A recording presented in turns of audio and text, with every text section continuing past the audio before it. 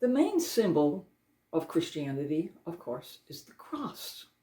And when we bless ourselves, we say, in the name of the Father, Son, and of the Holy Spirit. We bless ourselves in the sign of the cross. But what is the meaning of the cross?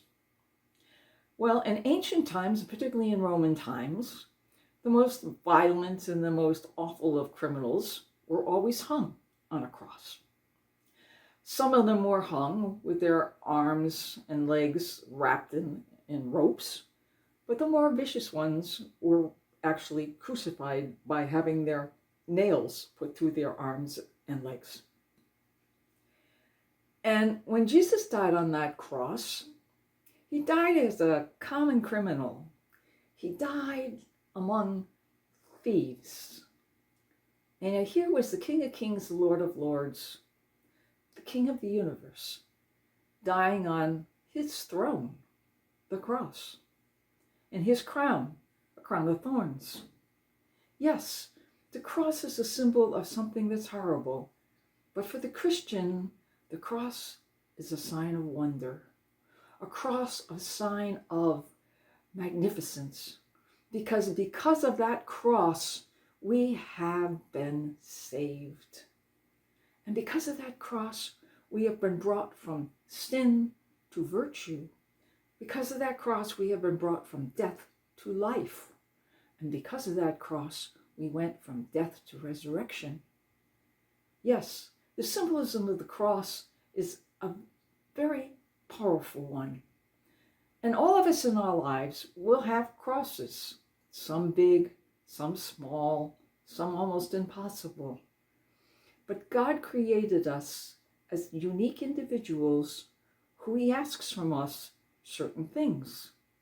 And therefore, when things in our life don't go well, or things in our life turn out to be a disaster, and these become our crosses, he made that cross specifically for you, no one else. And it's only you who can die on that cross in order to bring life. And how do you die on that cross? Well, no, it's not going to be bloody and vicious as you see in the cross that Jesus died on, but it's the death to self. It's the death to those things in my life that are keeping me from God, keeping me from my own resurrection, keeping me from the joy of knowing goodness and truth and beauty.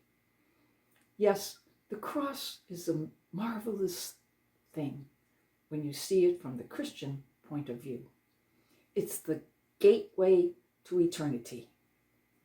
And we have to use our crosses, offer them up for whatever we want, offer it up for souls that are suffering, for those people who will die today, for those who have no one to pray for them, for your own personal intentions.